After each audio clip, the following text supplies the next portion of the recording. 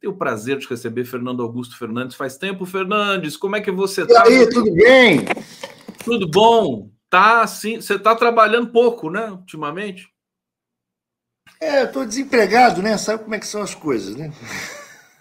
Esse homem trabalha muito. Você sabe que, primeiro, eu tenho o prazer de entrar na primeira live da história do meu novo escritório em Brasília. Olha aqui, ó. Puxa, que bonito! Ó. Eu estou vendo que essa biblioteca está imponente mesmo aí atrás. Essa biblioteca é uma biblioteca que tem desde Pontes de Miranda, entendeu? Tal, até, vamos colocar aqui, livros sobre política, olha lá, Brasil Nunca Mais, etc. É a minha biblioteca somada com a biblioteca do meu pai. Portanto, é algo com larga história, mas também com um valor emocional, emotivo, porque muitos desses livros aqui, da biblioteca dele, ele deixou a convivência terrestre há 2 anos, tem anotações pessoais dele, entendeu? Então é um mapa da alma, né? Tem coisas que você provavelmente nem conhece, que você pega o livro e acha certamente anotações do seu pai. Você chegou a escrever um livro sobre o seu pai, não? Tá ali. Na verdade, tem 2 livros, um que é sobre os 60 anos de advocacia dele, né? Não vou levantar aqui para pegar, porque senão vou deixar a câmera aqui e tal. E um que foi em homenagem ao Tristão, com vários artigos, né, de juristas do Batóquio, de vários membros do nosso Prerrogativas, né, em homenagem ao velho Tristão. Né? Parabéns, Fernando, pelo seu novo escritório aí. Você está de escritório novo, então? Mas você mudou ou você abriu um novo, simplesmente? Não. Esse aqui, vamos dizer, é um novo escritório, um home office, nesse novo conceito de escritório, só que é um home office com uma mesa de reunião para 10 pessoas, né? Um novo escritório. Né? Parabéns para o Fernando Augusto Fernandes. Torcendo muito para você aí, não preciso torcer porque você, da sua competência, todo mundo sabe. Eu fiquei muito absorvido, né, atento ontem ao que você falou, que foi publicado na Fórum, justamente sobre a possibilidade desse ato que o Bolsonaro e o Malafaia estão convocando, já caracterizarem um crime, né? Me corrija se eu estiver enganado, mas o público está ávido por saber, afinal de contas, o que está implicado nessa questão? É um desafio, é uma provocação ao STF? Explica um pouco para a gente, querido Fernando Augusto Fernandes.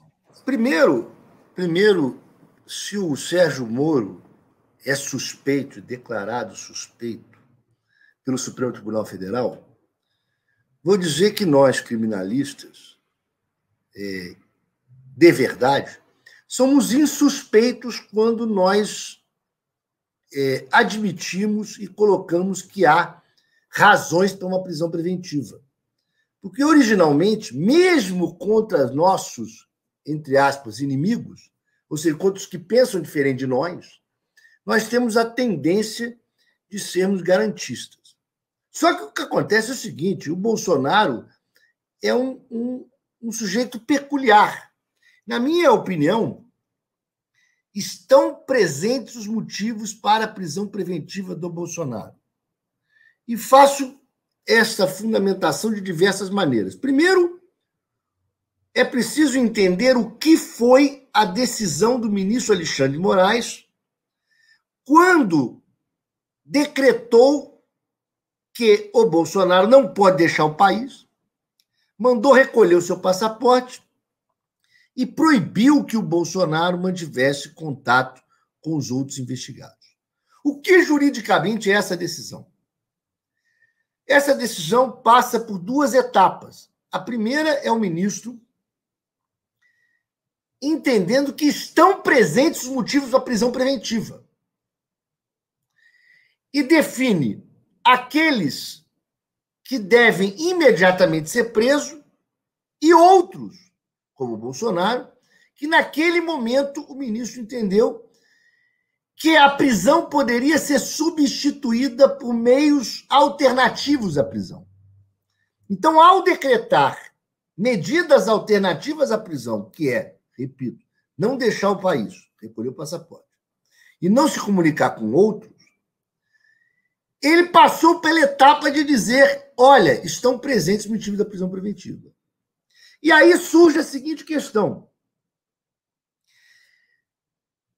O Bolsonaro, provocado pelo Malafaia faz uma live, um vídeo, no qual Malafaia afirma que o ministro Alexandre de Moraes devia ser preso,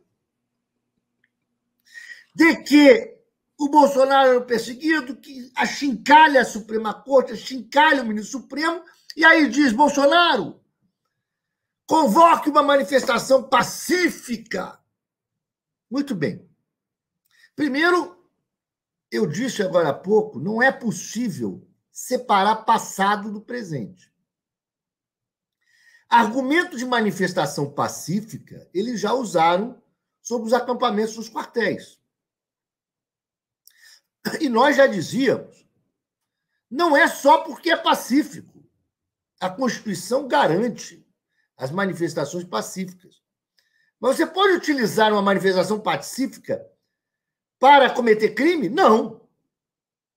Portanto, os acampamentos na frente dos quartéis, que incitavam as Forças Armadas a cometer o golpe de Estado, era um crime por si só, porque o Código Penal, com a alteração da lei, que foi a Lei de Defesa do Estado Democrático de Direito, né, que revogou a Lei de Segurança Nacional, com a decisão do Supremo, que julgou inconstitucional, o Código trouxe um crime que é incitar as Forças Armadas a cometimento de golpe militar. Então, estavam cometendo um crime, manifestação pacífica. No dia 7 de setembro de 2021, na mesma Paulista, o Bolsonaro atacou o ministro Alexandre de Moraes, disse que o ministro Alexandre de Moraes ou se enquadrava ou deixasse a Suprema Corte, e também incitou novamente os conflitos das instituições. Atacou as eleições, o sistema eleitoral. Muito bem. O que o Bolsonaro fez pouquinho antes da busca e apreensão? O Bolsonaro fez uma live no qual ele afirmou que 3 ministros da Suprema Corte que estavam no Tribunal Superior Eleitoral escolheram o Lula como presidente. Ou seja, novamente, depois da eleição, poucos dias antes da busca e apreensão, 1 ano e pouco depois da tentativa de golpe de Estado, ele novamente ataca o sistema eleitoral brasileiro. Não é manifestação política. Há um nexo de causalidade entre essas ações. Na verdade, o que há é o que nós chamamos juridicamente de uma continuidade delitiva. Eu tenho dito e repetido uma catilinália, porque nós somos chatos, né? O Lênio Streck faz uma catilinália fundamental, que é para despertar a atenção das pessoas em determinados fatos. Eu faço outras catilinálias, que, na verdade, é uma tentativa de insistir para que as pessoas prestem atenção em determinadas coisas. Eu tenho repetido, o dia 8 de janeiro nem começou no dia 8, nem terminou no dia 8. O que eu quero dizer com isso? A tentativa de golpe de Estado, ela não começou na manhã do dia 8 e não terminou na manhã do dia 8. Há uma série de elementos complexos que mostram que o Bolsonaro tinha um plano do golpe de Estado desde o início do governo. A liberação das armas pesadas para os CACs e etc. foi um elemento de tentativa de criação de guerra civil. Não é à toa que várias vezes ele dizia povo armado não será escravizado, e dizia olha, E citavam os CACs várias vezes, os CACs, os colecionadores de arma.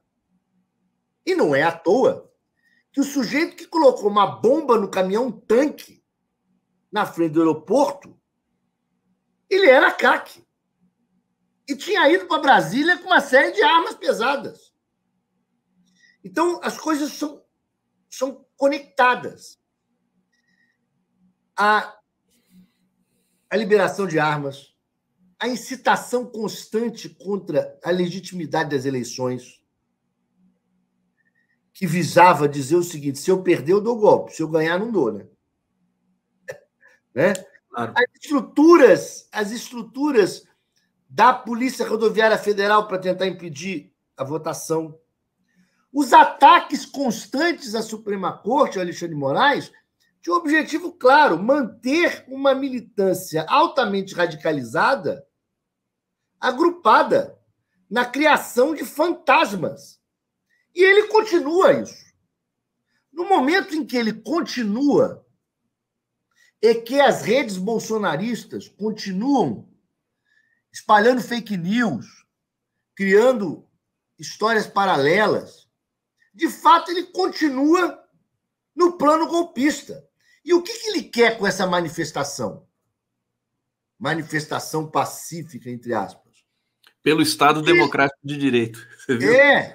Então, você veja como há uma deturpação, mas isso o Supremo Tribunal Federal já enfrentou. Não existe manifestação de liberdade de pensamento para falar de golpe, para achincalhar. Olha, não é à toa que aquele deputado está preso, condenado. Daniel Silveira, não é isso? Me desculpe. Então, exatamente diziam, não, liberdade de manifestação de pensamento. Não é. Então, o que faz um ato ser a favor da democracia não é ele dizer que é a favor da democracia, é o seu conteúdo. Na filosofia tem algo interessantíssimo. Na filosofia a gente diz o seguinte, né, que os objetos, eles se definem pela razão deles. Então, um copo, por exemplo, é copo porque eu boto água ou uma cerveja, uma cachaçinha dentro do copo e bebo. Mas no momento em que eu começo a fumando, bater cinza naquele copo, ele não é mais um copo. Ele é um cinzeiro. Isso aí é a explicação clássica do Ferdinand de Saussure no curso de Linguística Geral que você deve ter lido, né? Pelo que eu estou vendo. Então, o que acontece? Portanto, não basta dizer que eu estou fazendo um ato a favor da democracia, se, na verdade, o conteúdo do ato não é a favor da democracia. O conteúdo do ato tem um único objetivo: persistir na empreitada criminosa, golpista, e que visa, neste momento, que o Bolsonaro obtenha uma espécie de imunidade penal com base na vontade popular. Uma vez criticamos muito o ministro Barroso quando ele disse em um julgamento, não me lembro qual, se foi o julgamento da presunção de inocência, em que ele falava das vozes das ruas.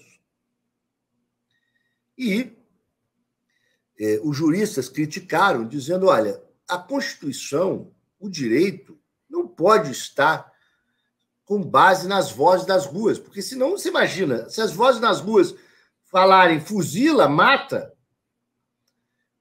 a Suprema Corte vai seguir? Criticamos. O que o Bolsonaro está fazendo no momento é tentar criar uma imunidade com base na voz da rua fascista. Esse é o fato. O objetivo da manifestação é simplesmente essa: é prensar o Alexandre de Moraes. E por isso, por essas questões, torna presente os pressupostos da prisão preventiva dele. Fernando Fernandes, uma aula aqui para a gente no 11 News. Antes de seguir com o Fernando Fernandes, deixa eu trazer comentários aqui do nosso público. rapidamente. Deixa eu aumentar aqui o box da leitura para todo mundo conseguir ler. João Roberto Macedo está dizendo: receio, eles têm muito poder, as elites, as polícias, a mídia, as forças armadas, tudo isso que está acontecendo é diversionismo.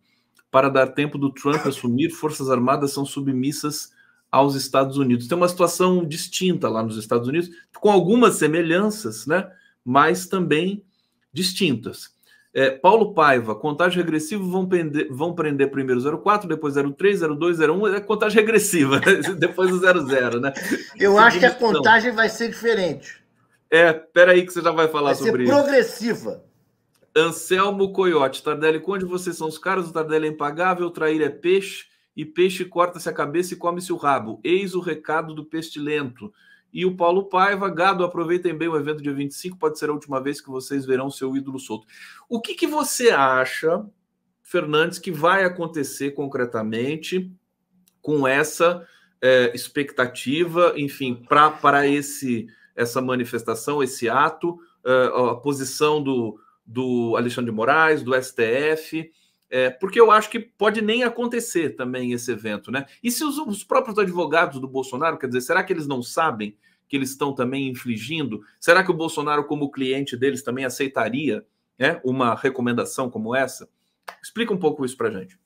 Olha, o que acontece? Primeiro, uma afirmação.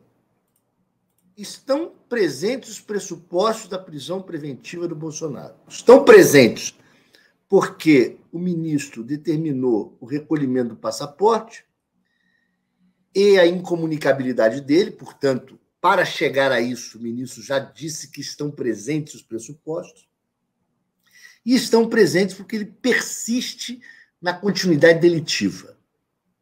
Aí passamos à segunda questão. Será decretada a prisão preventiva do Bolsonaro ou não? Ou invertendo a ordem? Serão revogadas as medidas alternativas à prisão, que é o recolhimento do passaporte e a incomunicabilidade, para se efetivar a prisão preventiva, a qual o ministro já disse que estão presentes os pressupostos, ou ele permanecerá nesse momento solto? A ideia política é, bom, será que deixar ele fazer o ato, ele derrete, chega na Paulista e não tem mais as condições de reunir o número de pessoas necessárias a ele prensar a Suprema Corte? Então, aposta-se em um derretimento político do poder de mobilização do Bolsonaro? E se essa aposta der errado e o Bolsonaro tiver um poder de mobilização, fica pior prender depois, porque a conveniência ou não disso é do ministro. Não estou eu aqui a dizer, Alexandre de Moraes, prenda o Bolsonaro. Eu estou analisando que estão presentes as condições. Só que arriscar em mantê-lo solto e ele realizar atos pode acabar gerando algo imprevisível. O que eu comparei? Olha o problema. O Sérgio Moro fez uma condução coercitiva do Lula. Aquilo, de fato, foi um teste. Se ele tinha condições ou não de prender o Lula. Como não houve reação jurídica suficiente e popular suficiente em relação àquela arbitrariedade, o sinal estava dado. Eu consigo prendê-lo. Muito bem. O Bolsonaro está fazendo um teste político. O teste é, eu tenho poder de mobilização ainda ou não? Mas veja, o governador do São Paulo diz que vai. As redes bolsonaristas ainda são fortes. A questão é, e se ele consegue fazer uma mobilização de milhares de pessoas? Como fica para prendê-lo depois? As instituições vão continuar, vamos dizer, cozinhando, testando se a chapa está quente ou não, ou tentando se adaptar a isto? Porque um advogado bolsonarista, na tribuna da Suprema Corte, chegou a afirmar que o Pequeno Príncipe dizia: eu não vou ao Pequeno Príncipe, eu vou a Maquiavel mesmo. Maquiavel colocou: o mal se faz de uma vez, a bondade é que se faz aos poucos. Portanto, é um problema a ideia de que ele está sangrando. Ao mesmo tempo que ele está sangrando, e esses atos vão fazendo com que ele vá derretendo, você vai criando um discurso que vai incentivando a militância dele a uma resistência. O que, na verdade, talvez o melhor seja prendê-lo logo. Eu até essa convocação não achava que ele deveria ser preso imediatamente. Mas, neste momento, acho que a análise de conveniência dessa prisão deve ser muito bem ponderada pelo ministro Alexandre de Moraes. E coragem não faltará. Também acho que não falta. Tem muita gente dizendo assim, não, Bolsonaro, se prenderem ele, o Brasil entra em colapso, o caminhoneiro... Não para nada. Eu acho que não. Quer dizer, tudo que o STF já fez, quer dizer, agora não pode parar. Olha só, vamos fazer aqui uma meditação. Nós estamos num canal de esquerda. Eu não acredito que quem esteja nos escutando... Mas tem muito bolsonarista aqui te escutando. Então, ótimo. Então, maravilha. Faça a meditação junto comigo. Mas acredito que a maioria seja de esquerda. Mas vamos pensar o seguinte. Quando fizeram a condição coercitiva do Lula? Quando prenderam o Lula, o país parou? Veja,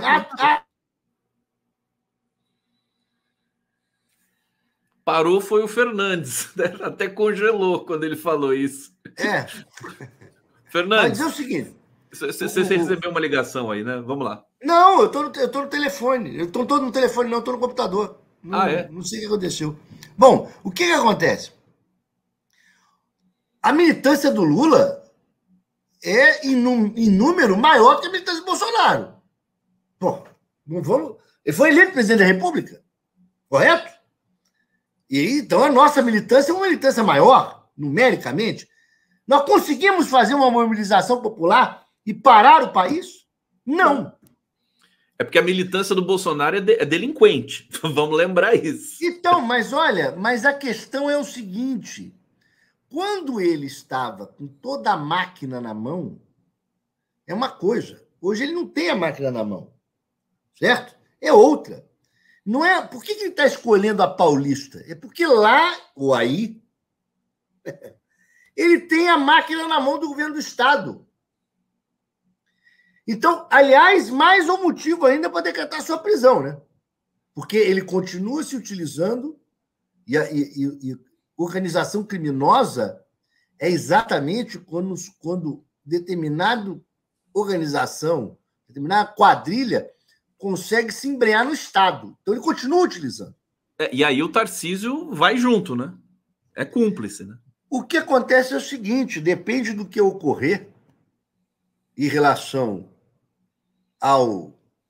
a Paulista, porque quando você tem uma multidão, a multidão é incontrolável, né? A multidão é incontrolável. Então, venham de branco, segurando rosas e dizendo paz e amor, cumbaiá e etc. Tal. Vai funcionar? Ou vai ter cartaz, eu autorizo, enforca o Alexandre de Moraes e etc. Então, é imprevisível o que vai acontecer ali. Certo? Por isso, eu acho que, inclusive, pode haver uma ordem judicial até proibindo a manifestação. Veja, não estou dizendo... Eu não estou dizendo que não há liberdade de manifestação de pensamento ou não há liberdade de manifestação pacífica. Eu estou dizendo que nós sabemos qual é o conteúdo dessa manifestação. Previamente já se sabe. Então, Se o ministro Alexandre de Moraes decretar a prisão do Bolsonaro, não nos será uma surpresa. E não vai haver racha de país nenhum.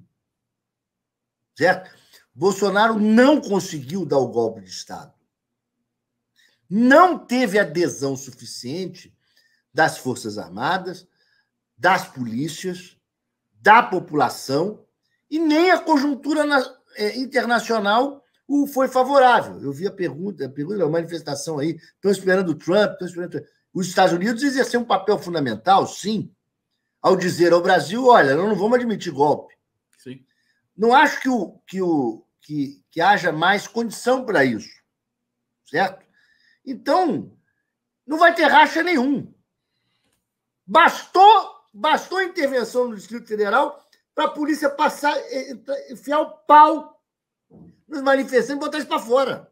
Agora, o que eu acho que você está deixando claro aqui para a gente inclusive encerrar, meu querido Fernando, é o seguinte: se deixar acontecer, pode azedar o leite, né? Não é aquela coisa? Ó, o que acontece é o seguinte: eu, esse fim de semana, tomando um negocinho, estava explicando. A política é imprevisível. Então, passou determinada eleição, em 30, um cara foi morto lá em João Pessoa. Não é isso? Era o candidato a vice-presidente da República. Sim. Aquilo gerou a Revolução de 30. Disseram que ele tinha sido morto politicamente. Nem era. Era um problema de briga de bar e mulher. O estopim gerou a Revolução de 30. Como também a morte, se não me engano, de um sujeito gerou a Segunda Guerra Mundial, pô. Ou a Primeira Guerra Mundial. O arquiduque, né? Foi a primeira. Portanto, é o seguinte: o que acontece? Uma facada levou.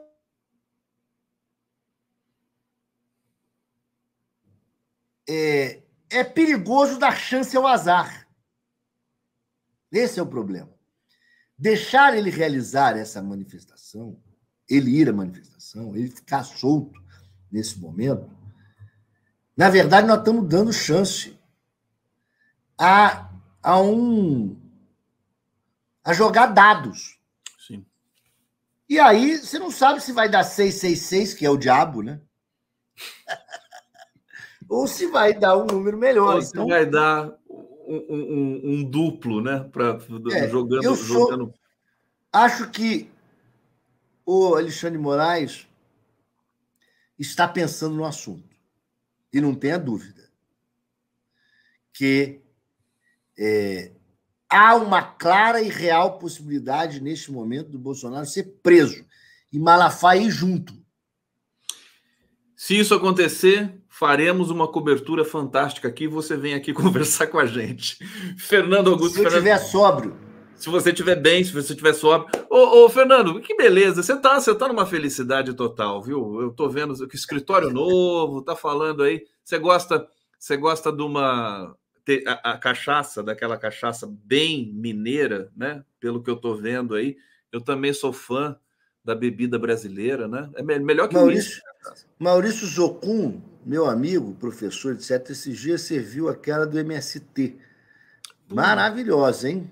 E do MST, então, nem se fala.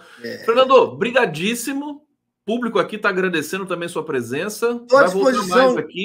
Estou à disposição sempre.